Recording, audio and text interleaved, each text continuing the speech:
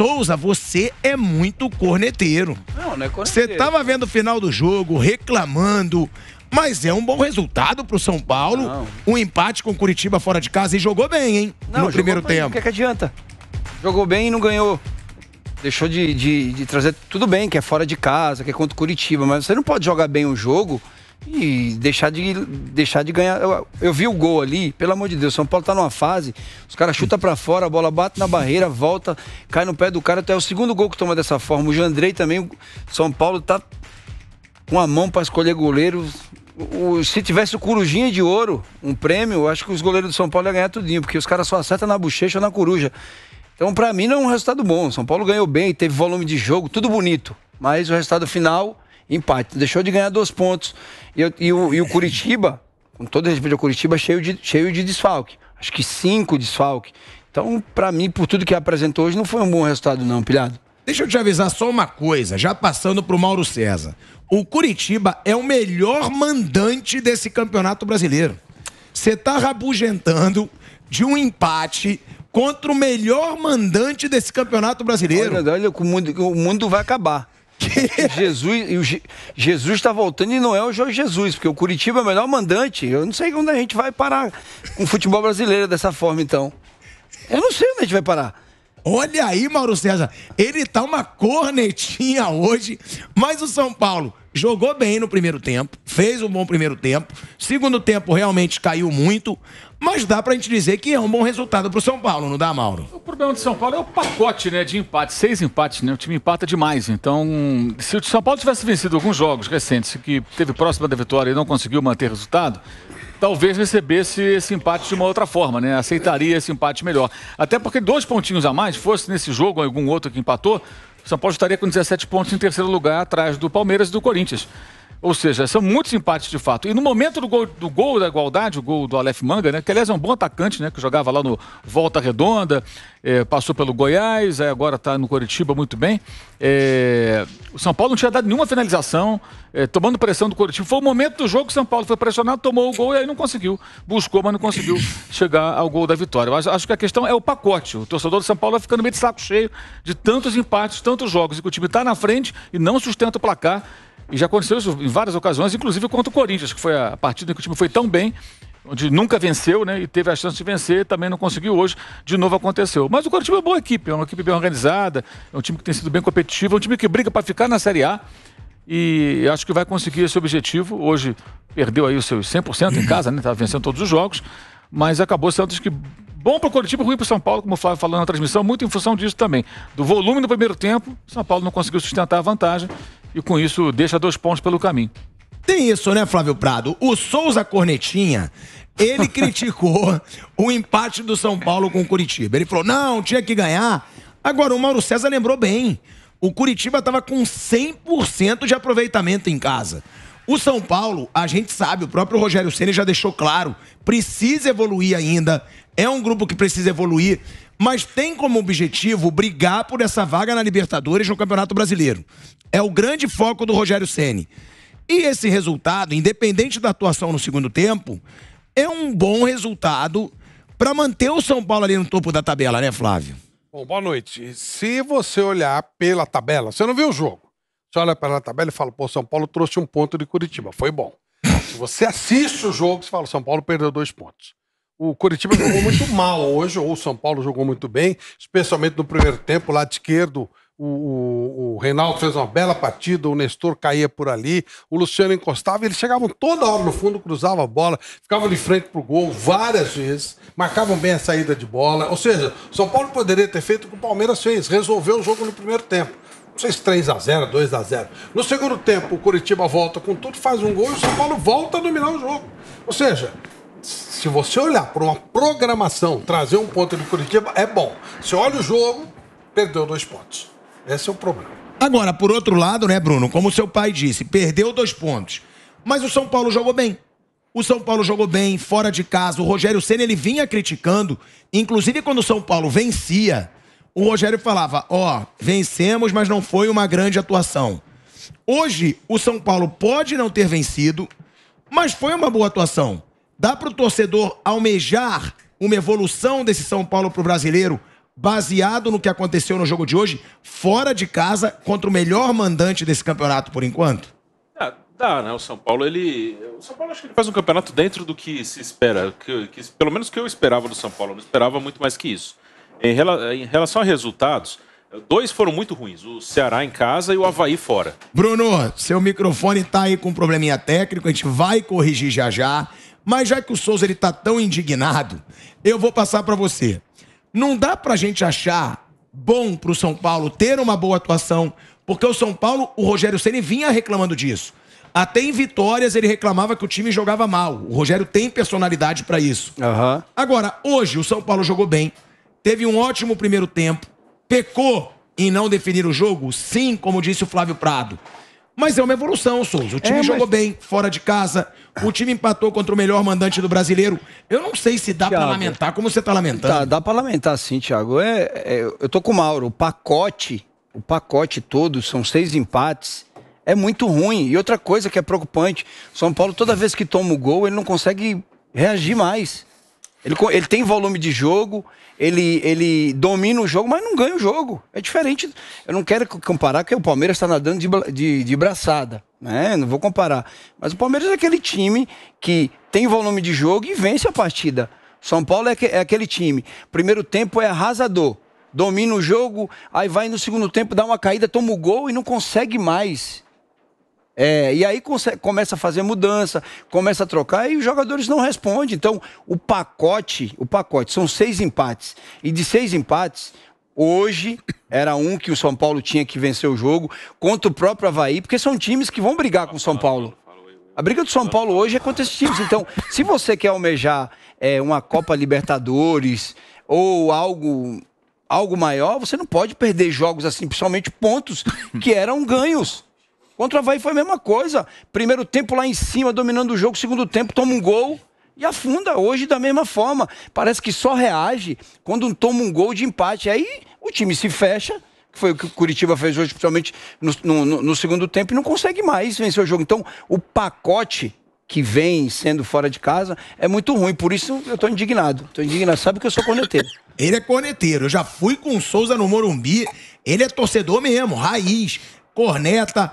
Agora, Bruno Prado, qual que foi o grande pecado do São Paulo para sair sem a vitória nesse jogo, já que jogou bem, e as principais virtudes desse São Paulo hoje contra o Curitiba?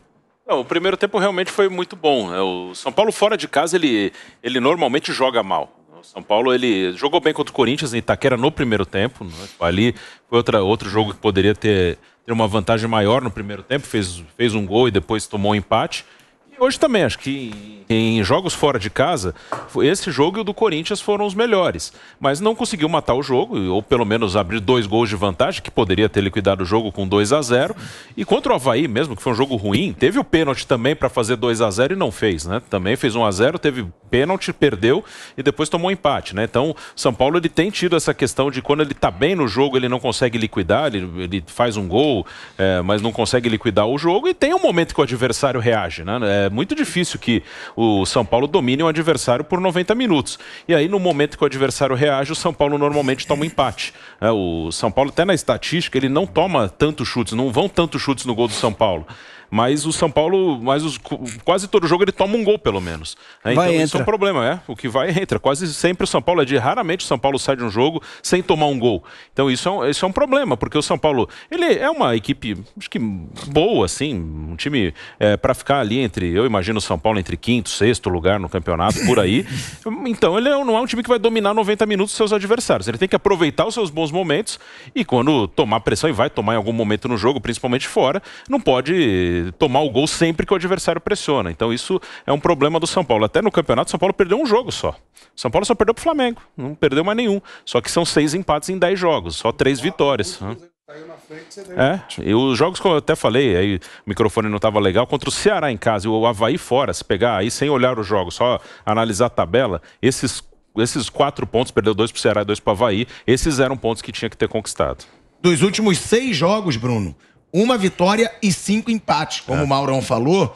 E, Mauro, com relação a essa situação do São Paulo, que o Bruno apontou para o fato do São Paulo sempre levar gols. O São Paulo, ele chega ao seu 9º jogo consecutivo, fazendo gols, mas também levando gols. Já são 9 jogos consecutivos que o São Paulo sofre gols. A maior dificuldade pro Rogério Ceni nesse time, até porque você sempre diz, né, que o Rogério é um cara ousado, que ele prega o futebol ofensivo, que ele vai pra cima. O maior desafio vai ser a defesa desse São Paulo, na sua opinião? Ele tem mudado, né? Joga com 3 zagueiros, joga com linha de 4, ele muda o sistema de jogo. Eu acho que ele tem um problema no gol. Eu acho que o São Paulo não tem goleiro à altura do São Paulo. Eu acho que os goleiros são fracos pro São Paulo, não tem goleiro do nível do São Paulo. E são goleiros... hoje não foi nem o caso, né? Mas goleiros muito irregulares, inconstantes.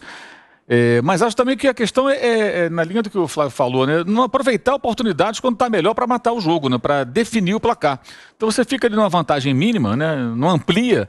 Aí, em algum momento, você acaba levando o gol e a coisa fica mais complicada. Aí o time não tem o mesmo poder de reação, não consegue manter o mesmo ritmo. Muitas vezes tenta jogar com muita intensidade, com muita força, e você não consegue ficar 90 minutos jogando daquela maneira, evidentemente. E aí você tem que buscar um resultado quando o time já está mais desgastado e tudo mais.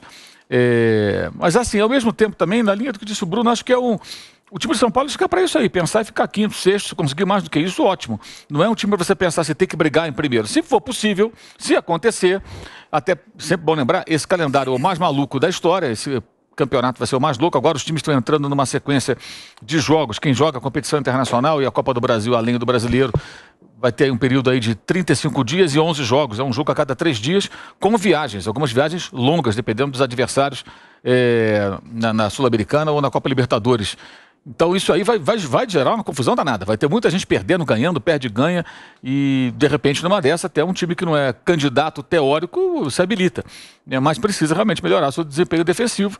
Agora tem um momento também que pode tentar ir ao mercado, apesar do clube estar sem grana, né? De repente consegue fazer alguma negociação, trazer alguém para reforçar. E eu acho que uma das posições é o gol. Acho que o São Paulo não tem um bom goleiro. E sem um bom goleiro, você sempre vai estar mais sujeito a isso. Ali, os dois times não tinham um bom goleiro hoje. O Jandrei e o Muralha não são bons goleiros. Diego Alves seria uma boa? Eu acho que seria. Pro São Paulo, eu acho que seria. Depende de que Diego Alves, né? Se for o Diego Alves do ano passado, segundo semestre desse ano, os 2 jogos que fez, eu não recomendaria pra ninguém. Talvez pro meu maior inimigo eu recomendasse. Mas se ele conseguir jogar de novo, como já jogou em outros momentos da carreira, né? Mas agora mudou o técnico do Flamengo, né? Não sei o que vai acontecer com ele lá, né? O outro que saiu não se bicava com ele. Mas e ele saiu brigado com o Dorival, né? O Dorival brigou com ele. Exato. Agora já tem uma versão pronta já, depois a gente fala sobre isso. Já tem uma versão prontinha pra botar panos quentes nessa situação aí. Já a gente vai falar sobre a situação aí do Paulo Souza, Dorival Júnior no Flamengo, sobre o jogo do Palmeiras que atropelou e é o líder. Agora, Flávio, sobre essa situação do Diego Alves, eu acho que ele é melhor que o Jandrei. Claro que é. Eu acho. Claro que é. Se ele ganhar ritmo... E já teve essa conversa. A gente vai rapidinho para um break na Rádio Jovem Pan. Seguimos no YouTube, deixa o seu like, já somos 30 mil pessoas aqui no YouTube. Fala, Flávio. Não, e já teve essa conversa, não foi eu que levantei isso, já se falou sobre isso. Não sei em que nível, alguém especulou, se alguém consultou, não sei. Mas isso foi citado. E, obviamente, que, digamos que o Diego Alves esteja com 30% do que ele já foi. Tá melhor que os 2 que o São Paulo tem lá, pô, lógico. Não tem nenhum problema. Pode jogar. Com 30% tá bom. Já, e lembrando que o Diego Alves ele não iria renovar com o Flamengo quando o Rogério Ceni chegou, né, Mauro? E o Rogério Ceni bancou o Diego Alves. Então. Ele pediu o Diego Alves, ele confiou no Diego Alves e eles têm uma ótima relação. O Rogério e o Diego. De repente aí pode dar um negócio. Pode dar um negócio, sei lá. O Diego, claro, ele não vinha jogando bem. A gente não sabe exatamente se ele não jogava bem porque não estava bem com o técnico, ou se realmente ele caiu tecnicamente, enfim. A verdade é que, com a rodagem que ele tem, com a vivência que ele tem, ele até talvez pudesse ajudar o time de São Paulo, se tiver um mínimo de condição para jogar, obviamente. Agora, né? O Souza, é inacreditável. Eu acho que dá pra gente dizer que se não é o melhor centroavante hoje no Brasil, é o segundo depois do Hulk. Porque pela fase do Caleri, não tô falando de qualidade. Gabigol é muito mais jogador que o Caleri. Eu acho o Pedro mais jogador que o Caleri. Agora, o Caleri, a fase que o Caleri tá vivendo, você nem pergunta mais quem fez o gol. O Vamp que fala. Quando um time ganha, você sempre pergunta quem fez o gol. Nem pergunta mais, porque é sempre o Caleri que faz gol no São Paulo. Tem a musiquinha da torcida. O Caleri é o artilheiro do Brasileirão, com 9 gols em 10 jogos. É o primeiro em finalizações do Campeonato Brasileiro, são 34 finalizações. e é o primeiro em finalizações certas, ou seja, no alvo. 19 finalizações. É uma fase impressionante do Caleri. Detalhe, né? É um atacante que joga num time que a bola não chega toda hora. E quando ela chega, ele faz o gol. Ele bota pra dentro. É um cara que parece que nasceu pra jogar no São Paulo, né? Porque depois que saiu do São Paulo, quando passou a primeira passagem, não conseguiu se firmar em outras equipes, né? Eu vou falar equipes menores, mas assim, o futebol do Caleri, com todo respeito a ele, a qualidade que ele tem, não é para grandes Real Madrid, grandes clubes, né? Mas aonde ele passou, aonde ele mais se deu bem, foi no São Paulo. E agora a preocupação maior é que o São Paulo não tem grana, né? Há um acordo com ele de compra, então o São Paulo tem que se movimentar lá, porque é um jogador indispensável, e no esquema de jogo hoje, como atacante, se ele não é o melhor, eu concordo com você que há centroavantes, mas assim, no brasileiro hoje, ele tem sido disparado. E é um cara que não ajuda só fazendo gol na marcação, porque joga sozinho. Quando joga com o Luciano sai muito da área. E é uma coisa que o Rogério tem pegado muito no pé do Luciano. O Luciano deixa muito ele sozinho. Por isso que às vezes troca muito, né? Troca muito o setor da frente ali para ter um cara que encoste mais no Caleri. Então é um cara que briga. Hoje em dia você conversa com os zagueiros das outras equipes, é um cara que ninguém gosta de jogar contra ele, porque é um cara que não para, briga e vai com o cotovelo. Eu só vou te devolver a palavra.